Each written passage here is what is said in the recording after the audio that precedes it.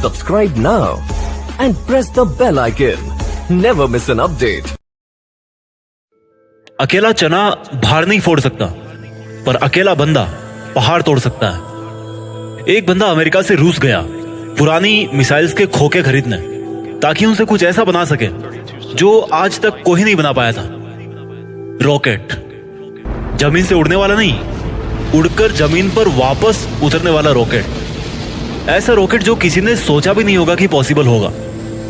अगर किसी ने सोचा होगा तो उसके पास में आइडिया नहीं होगा कि कैसे रॉकेट को जमीन पे वापस उतारना है, और अगर किसी के पास में आइडिया भी होगा तो उसने किया नहीं होगा।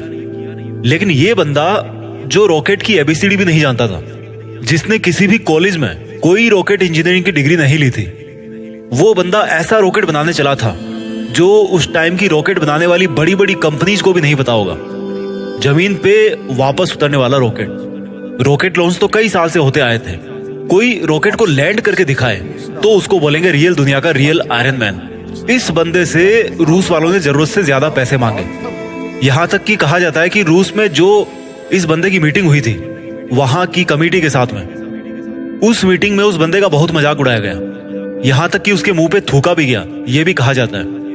और इसको कहा गया कि तेरे पास पैसे तो है नहीं और तू आ गया मिसाइल खरीदने।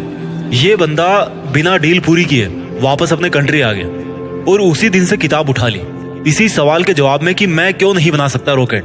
मैं ऐसा रॉकेट बना के दिखाऊंगा जो बहुत कम खर्चे पे अंतरिक्ष में जा सके, और इसके बाद ऐसा रॉकेट बनाऊंगा जो लॉन्च के साथ साथ जमीन पर वापस भी लैंड कर सके। बंदे ने एक के बाद एक किताबें पढ़ डाली और शुरू कर दिया अपना पहला प्रोजेक्ट। सन 2006 पहले लॉन्च के 37 सेकंड के अंदर ही 37 सेकंड के अंदर ही उसका रॉकेट लॉन्च के बाद सीधा जमीन पे आके वापस गिर गया। और ये गिरना ऐसा था कि उस रॉकेट के टुकड़े टुकड़े हो गए। प्रोजेक्ट फेल हो गया। बंदा 4 साल से इस पे काम कर रहा था। 2002 से उसने काम शुरू किया था। 2006 में उसका पहला प्रोजेक्ट फेल हो गया। पैसों का बहुत नुकसान हो गया।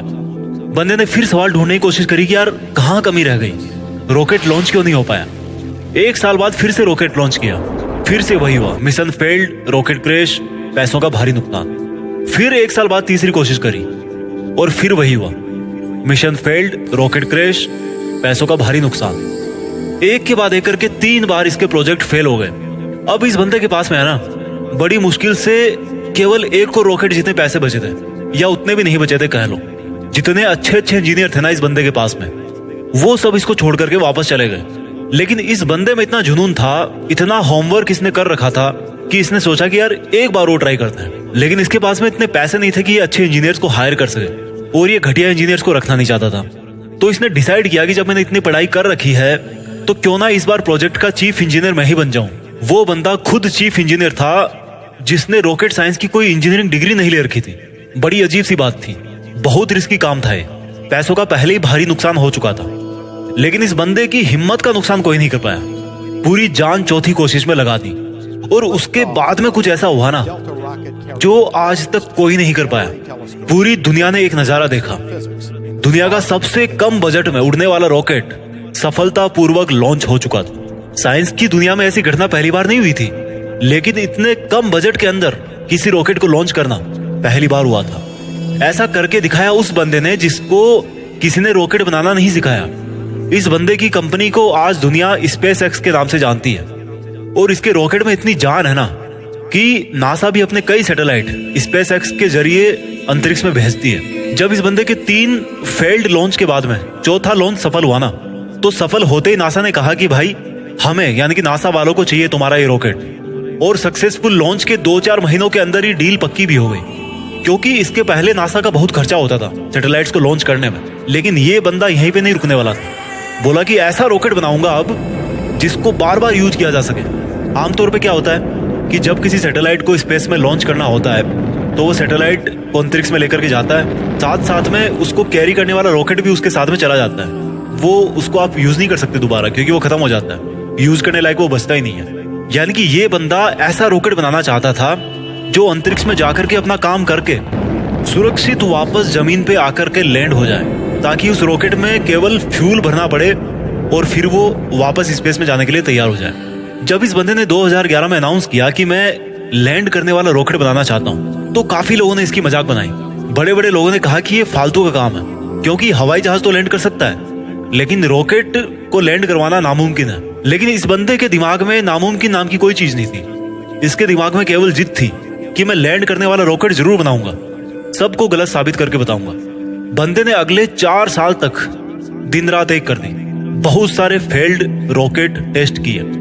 आखिरकार 2015 में पूरी दुनिया ने फिर से एक बार इस तरह का नजारा देखा जो वो आज तक हॉलीवुड की फिल्मों में ही देखती आई थी। इस बंदे ने लैंड करने वाला रॉकेट बना दिया, असंभव संभव हो गया। और ये बंदा फिर नहीं रुका। उस अंतरिक्ष में जाने वाले सैटेलाइट कैरियर रॉकेट को इसने पानी पे तैरते हुए प्लेटफॉर्म पर बड़ी एक्यूरेसी के साथ में लैंड करके दिखाया। कमाल का बंदा है। रॉकेट अंतरिक्ष में जाता है और सैटेलाइट को अर्थ की ऑर्बिट में छोड़कर 10-12 मिनट में वापस आकर के अपनी जगह पे खड़ा हो जाता है। इस बंदे को यार अगर रियल दुनिया का आयरन मैन नहीं बोलेंगे तो फिर किसको बोलेंगे और क्या बोलेंगे। ये वही बंदा था जिसने बचपन में इतनी किताबें पढ़ डाली थी कि एक समय ऐसा आया जब इसके आसपास में किताबें कम पढ़ने लग गई। लेकिन बंदे को पढ़ना था तो किताबों का स्टॉक खत्म होने के बाद में पूरा एनसाइक्लोपीडिया पढ़ डाला। ये बंदा आज दुनिया का सबसे अमीर इंसान बन चुका है।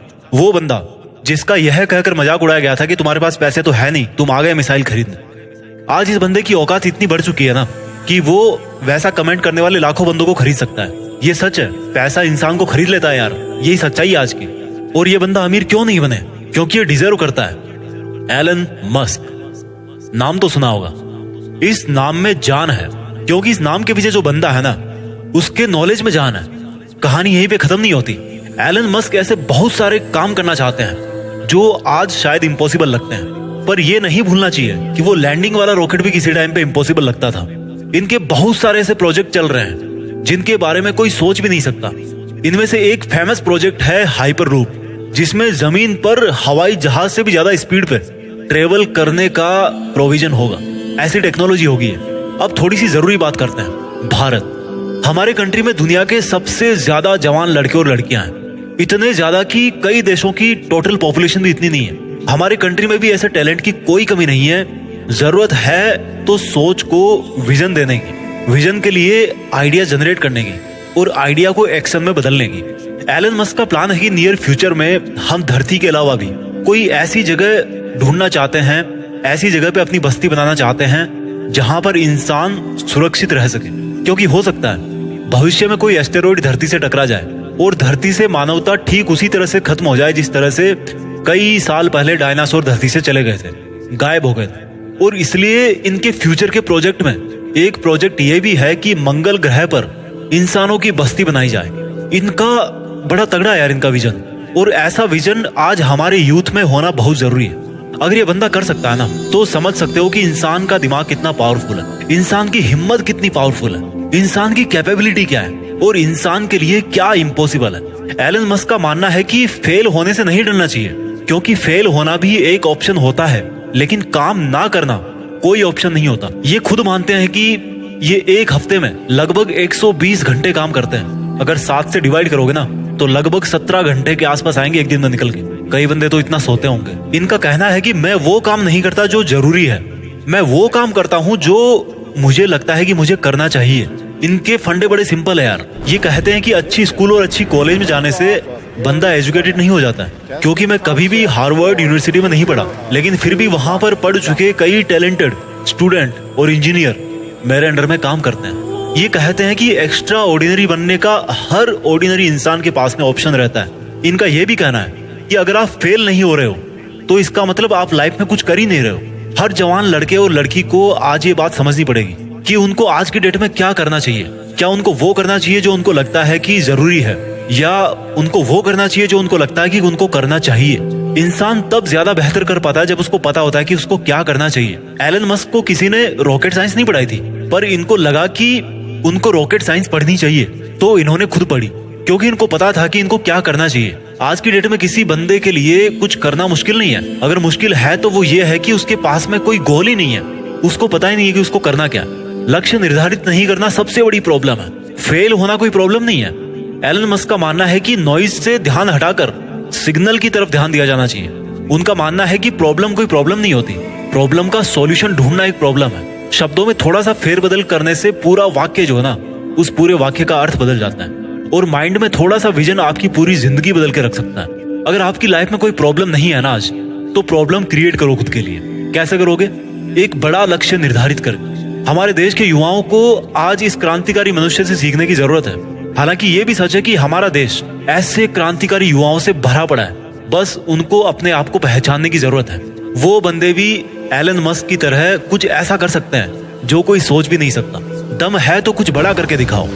देश में अपना नहीं, बल्कि दुनिया में देश का नाम कर जाओ। जय हिंद, वंदे मातरम।